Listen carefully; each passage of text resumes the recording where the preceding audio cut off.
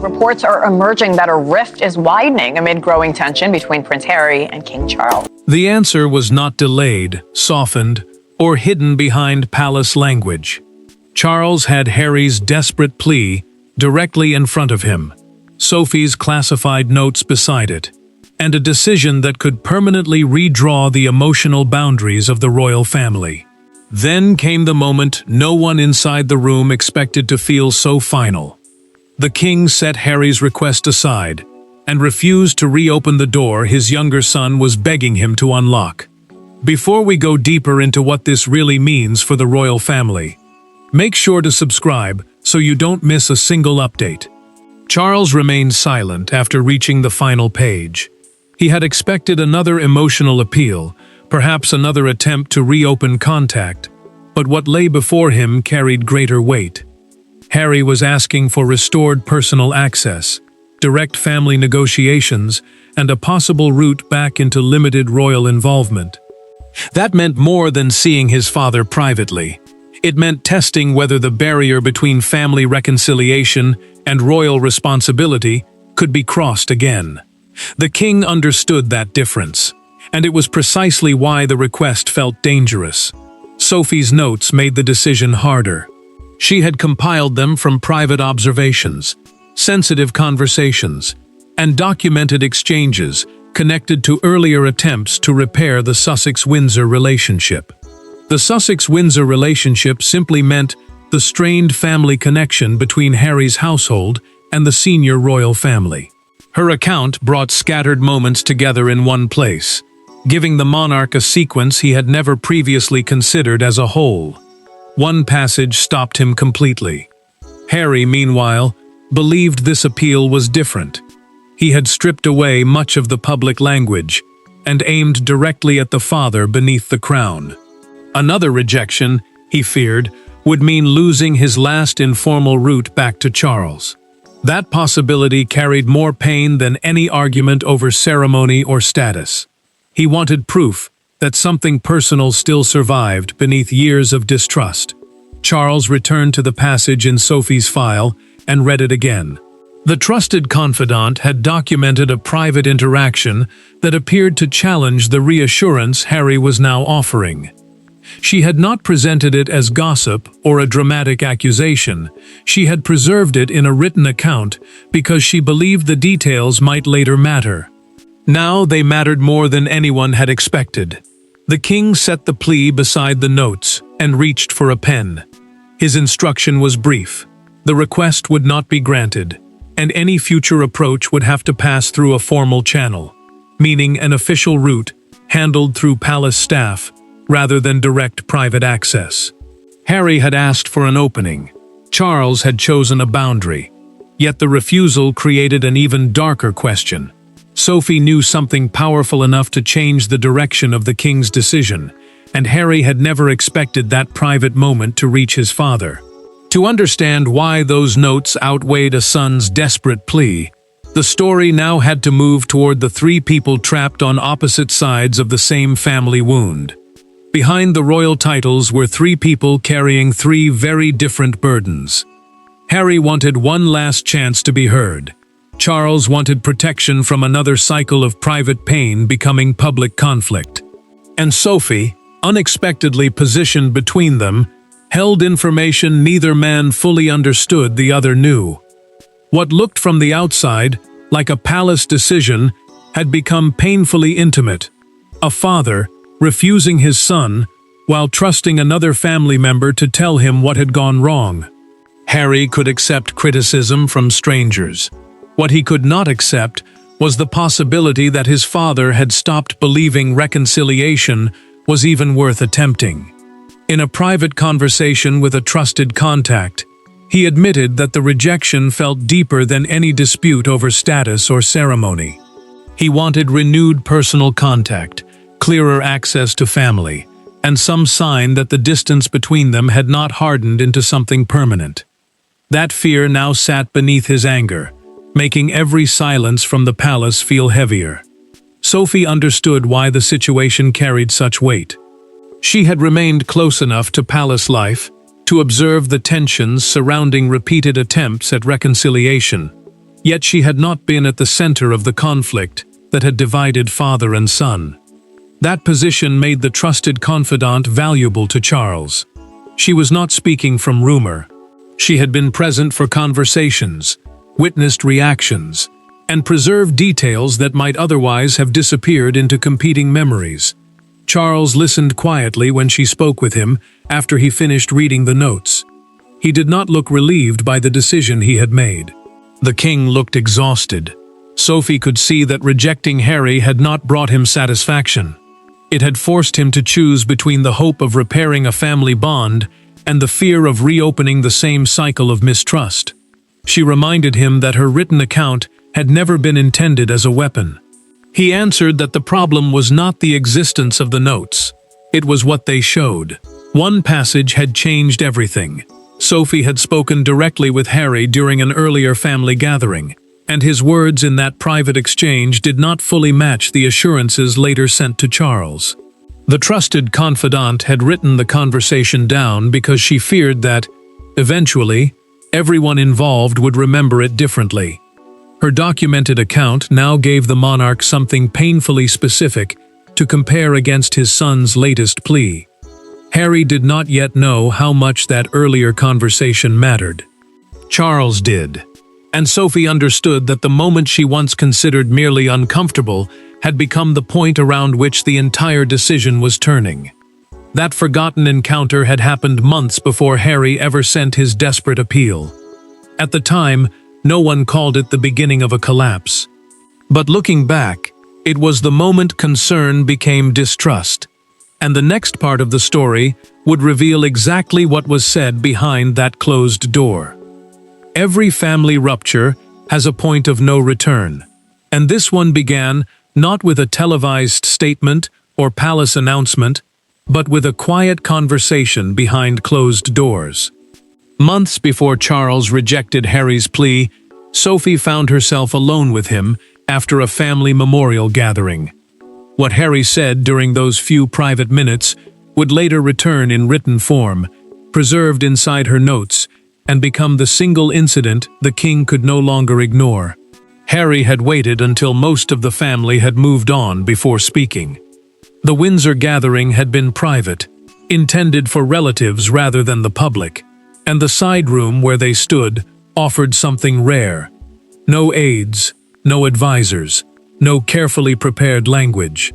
He told Sophie that he still wanted reconciliation, but he also wanted guarantees about how future conversations would remain private, how his family would be treated, and whether any renewed contact could eventually lead to a clearer place around royal life.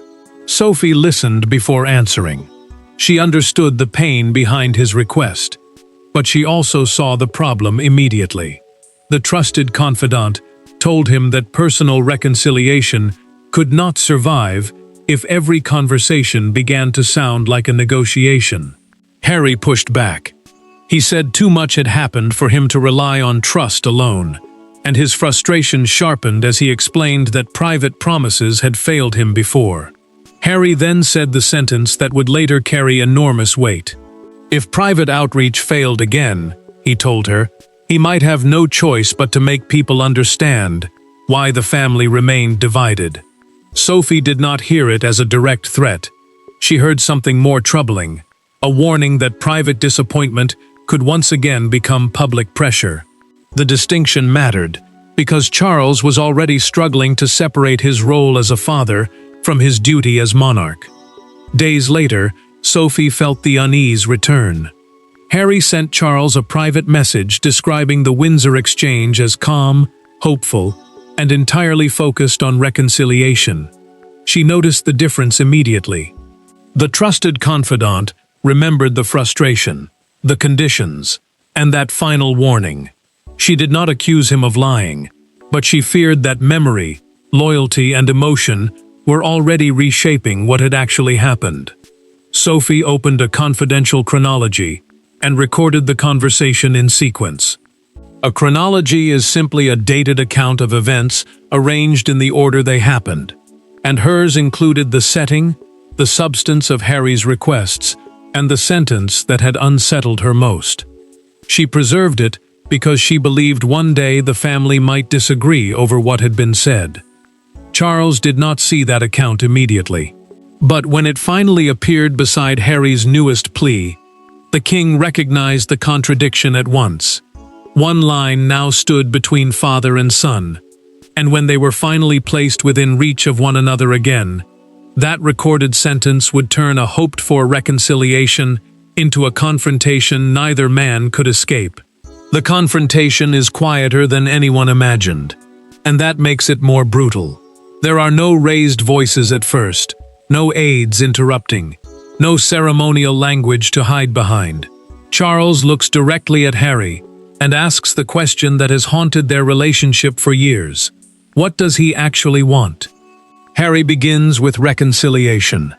But Sophie's notes are already on the table, and within minutes, father and son are no longer discussing the future. They are fighting over the meaning of the past. Charles had agreed to this private conversation for one reason. He wanted to hear his son without another written appeal standing between them. The king had not yet finalized every part of his response, but the Windsor exchange could no longer be ignored. Sophie's documented account remained central because it captured the exact moment Harry's private words appeared to clash with the calmer assurances he later sent to his father. For the monarch, that contradiction was no small detail. It went directly to trust. Harry leaned into the explanation immediately. He insisted that his comment about making people understand had come from frustration, not from any plan to expose private family conversations. His anger sharpened when he realized the sentence had been preserved word for word. He told Charles that a desperate remark made in a painful moment should not be treated as proof of future betrayal.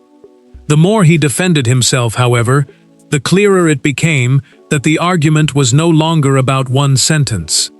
Charles answered with the exhaustion of someone who had reached the same fear too many times. He told his son that the problem was repeated uncertainty.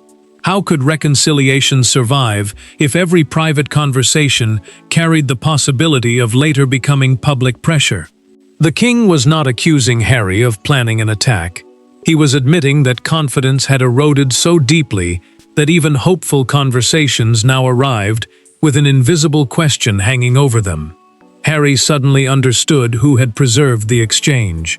He asked whether Sophie had been reporting on him. Hurt turned quickly into betrayal, and for a moment, the trusted confidant became the focus of everything he believed had gone wrong. Charles stopped that accusation immediately. He explained that she had written the conversation down only after later communication made her fear that the original exchange could be remembered differently. The king then pushed Harry's plea back toward him. No dramatic gesture followed. No final insult was needed. The movement itself carried the answer. Sympathy remained, but confidence had not returned.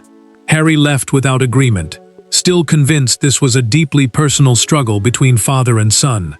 But the next truth would hit even harder. Charles was no longer acting alone.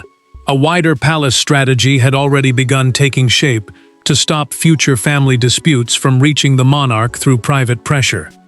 What Harry believed was still a battle between father and son was about to reveal itself as something larger, a carefully constructed boundary around the crown itself.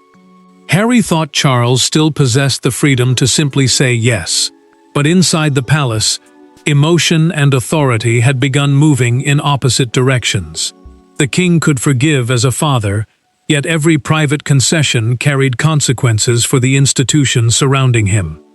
After years of fractured trust, advisors were no longer asking whether reconciliation sounded compassionate. They were asking whether it was containable. And Sophie's classified chronology had handed Charles something far more powerful than suspicion, a reason to impose boundaries. Charles sat with the final recommendation longer than anyone expected. He understood that his role as a father could not be separated completely from his responsibilities as monarch, because any private arrangement involving a former working royal could quickly create questions about access, influence, and precedent. A former working royal simply meant a family member who once carried out official duties for the crown, but no longer served in that active role. Harry was still his son, but every request now touched more than family emotion. The king knew what the new procedure would mean in practice. Future approaches from Harry would no longer move automatically through private father-to-son contact. They would first pass through formal palace channels, meaning established staff and advisors would decide which matters were personal, which carried institutional consequences, and which required the monarch's attention. That protection offered stability. It also created distance, and Charles could feel exactly how much distance he was about to create. Sophie felt no victory in any of it.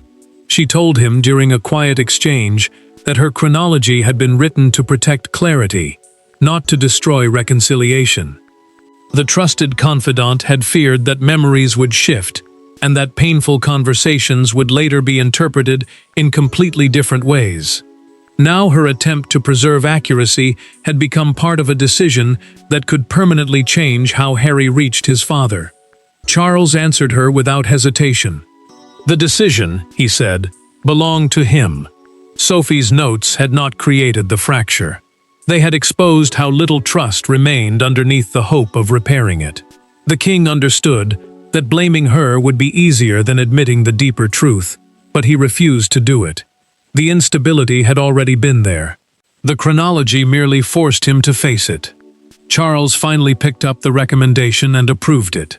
The instruction ended informal approaches on questions of royal status, access, or restored duties, and limited future direct contact to clearly personal family matters. He paused before setting down the pen, knowing the boundary protected the crown while pushing his son further away from it. Harry would soon receive the consequences of that signature. Everyone expected anger, another argument, perhaps an immediate public response. But when the message reached him, none of that came. For the first time, he was forced to confront the possibility he had resisted for years. The path back had not simply narrowed. It may have been formally closed. The rejection arrives in language so controlled that its emotional force becomes impossible to miss. Harry reads the message once, then again, searching for the sentence that leaves room for another conversation. There isn't one. No restored access. No private negotiation over royal involvement. No immediate meeting with his father. For several seconds he says nothing at all. The anger everyone expects never comes.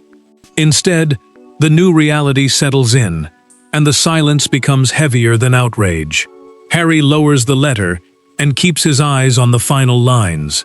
The message confirms that Charles will not reopen the requested pathway toward renewed royal involvement, and future communication will remain inside narrower personal boundaries. In simple terms, family contact may still exist, but royal access, duties, and status will no longer be mixed into those conversations. At the same time, palace aides begin applying the new arrangement, blocking informal attempts to bypass the agreed structure. The boundary is no longer theoretical. It is operating. Harry admits privately that he never believed it would come to this. He had always assumed that being the king's son meant there would be one final conversation, one private route that could not be closed by procedure. Now even that assumption has been taken from him. The realization does not produce shouting. It produces something harder to watch. A quiet sense that the relationship he thought still existed has changed shape without his consent. Sophie learns soon afterward that Harry knows her chronology influenced the decision. She feels the weight immediately. The trusted confidant had never asked Charles to reject his son, and she had never written those notes to become a barrier between them. Yet she now understands that, in Harry's mind, her name is tied to the moment the door closed. That knowledge leaves her deeply unsettled. Harry briefly considers responding at once. He thinks about issuing a statement, correcting the story before others define it for him, and pushing back against the implication that he cannot be trusted with private reconciliation. Then he stops. A public reaction now could confirm exactly what Sophie's notes had warned about, that private disappointment might once again become public pressure. For perhaps the first time, silence becomes his strongest response. Charles hears that no statement has appeared. The king does not celebrate. He does not call it a victory. Instead, he asks one simple question. Has Harry acknowledged receiving the message? The answer matters because beneath every formal boundary, there is still a father listening for proof that his son has not disappeared entirely. That question changes the emotional direction of everything. With courtiers, paperwork, and procedure finally stripped away, one private exchange will now determine whether anything human remains beneath the royal fracture. The turning point does not restore Harry's role, erase Sophie's notes, or reverse Charles's decision. It does something smaller and, in its own way, more painful. Father and son speak privately, without advisors shaping the language around them.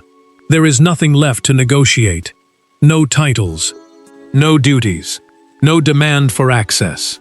For the first time, Harry asks Charles a question that has nothing to do with the monarchy. Does his father still want a relationship with him at all? Charles allows the conversation only after making one condition clear. The formal decision will not be reopened. Royal status, official access, security arrangements, and future duties are outside the discussion. Those matters belong to the institutional side of the monarchy, meaning the rules, responsibilities, and public obligations attached to the crown rather than the private feelings of the family. With that boundary fixed, the king and his son are finally forced to speak, without hiding behind the argument that has consumed them.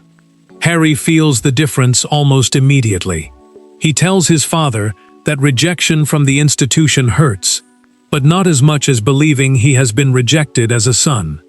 The words land harder than any earlier complaint. Charles pauses before answering, because the distinction cuts directly through everything they have been fighting about. The monarch can defend procedure. The father cannot escape the pain underneath it. Charles answers carefully. He tells Harry that the boundary is real and will remain real, but his love has not disappeared with it. The king refuses to confuse affection with permission, and he refuses to offer royal access simply to prove that the family bond still exists. That answer leaves Harry wounded, but for the first time, he understands exactly what has been denied. It is not his existence inside the family. It is the attempt to turn that relationship into a route back toward institutional influence. Charles then addresses Sophie directly. He explains that the trusted confidant never advised him to cut Harry off personally. Her documented account warned about mixing reconciliation with negotiations over status, access, and public pressure. The king makes clear that the decision to impose boundaries was his own. Sophie had recorded what she witnessed. She had not written the ending. Harry absorbs that revelation slowly. He admits that he had treated her involvement as proof of a coordinated betrayal, because anger made that explanation easier to believe. He does not suddenly forgive everything, and he does not pretend the pain is gone, but his resentment shifts. The idea that the family had deliberately assembled against him begins to lose its grip. That distinction changes the story completely. Personal love remains, institutional restoration does not. And once that message escapes the privacy of father and son, Britain will begin arguing over what Charles truly did. Protect the crown, wound his child, or somehow do both at the same time. By morning, the private rupture belongs to everyone. Commentators argue over whether Charles protected the crown or abandoned his son. Supporters of Harry see a family closing ranks. Others see a monarch finally drawing a boundary after years of instability. But one image captures the mood better than any debate. Outside Buckingham Palace, a small crowd gathers beneath newspaper boards carrying the same devastating message. Harry asked for a way back, and his father said no. Harry watches the coverage with growing discomfort. British broadcasters reduced the conflict to two competing versions of the same moment. Either Charles has protected royal stability by separating family feeling from official responsibility, or he has allowed the monarchy to become stronger than his bond with his son. That distinction matters because formal royal responsibility means the public duties, access, and authority connected to the crown, while private family contact exists outside those official roles. The palace keeps repeating that separation without offering anything more personal. Harry feels exposed by how quickly his desperation becomes a national argument. His private appeal is now discussed in studios, headlines, and public conversations by people who know nothing of the silence that followed the rejection. He considers responding, but stops himself again. Any angry statement could pull him back into exactly the cycle Charles feared. For once, restraint becomes both painful and necessary. Sophie feels the pressure from a different direction. Her name is increasingly attached to the classified notes, and the trusted confidant knows how easily the public can flatten complicated motives into simple roles. Some treat her as the person who exposed Harry. Others cast her as a palace enforcer who helped strengthen the wall around the king. Neither version reflects why she wrote the chronology in the first place. She wanted clarity. Now that clarity has made her part of the storm. The reaction reaches a peak when a fictional newspaper front page appears beneath the words, "The King's Final No." Underneath it, a smaller line reads, "Secret family notes changed the course of Harry's appeal."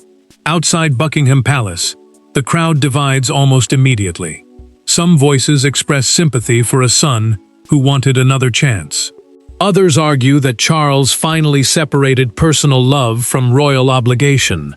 The public disagreement now mirrors the family conflict almost perfectly. Charles refuses to answer the noise. The king releases no emotional defense, no attack on Harry, and no attempt to justify Sophie.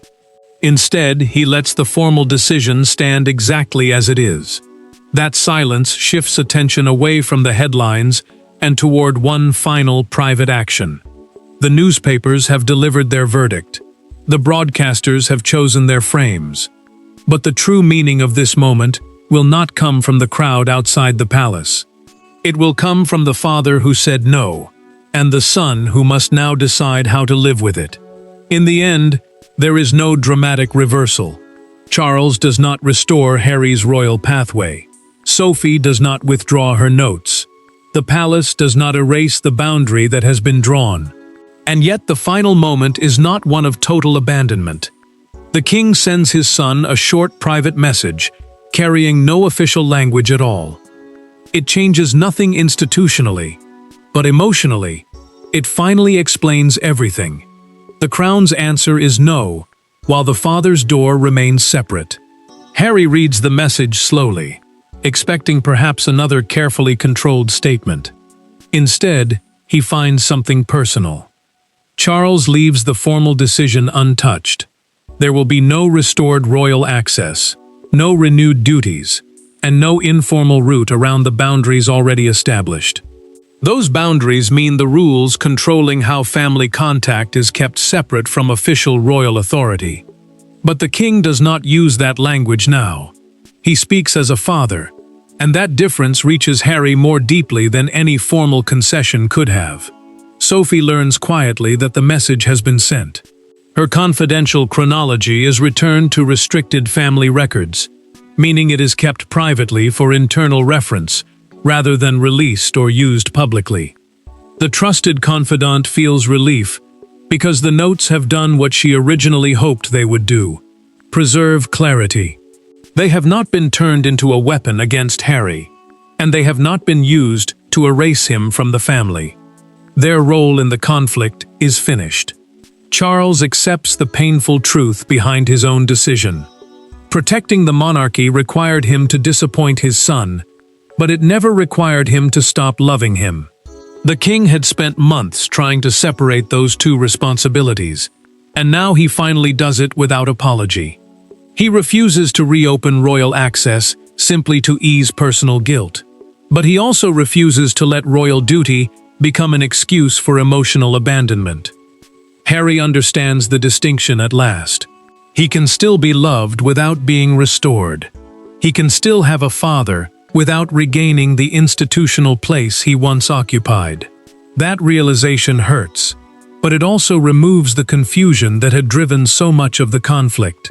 He chooses not to launch a retaliatory public confrontation. Instead, he accepts that any future relationship with Charles must stand on its own, without being used as a gateway back into royal authority. The verdict is now complete. Charles's dismissal did not destroy the father-son relationship. It ended Harry's attempt to make personal reconciliation and institutional restoration the same thing. Sophie's notes forced that difference into the open. The monarchy preserved its boundary. Harry accepted its permanence. And the king established the one line he would no longer allow love, guilt, or pressure to blur. The plea was rejected. The classified notes were sealed away, and the royal door remained closed. But beneath the crown, father and son were finally left with something more difficult and more honest than restoration. A relationship that could survive only after both accepted what it could never again become. Thanks for watching. Please don't forget to like and subscribe, and we will see you in next one.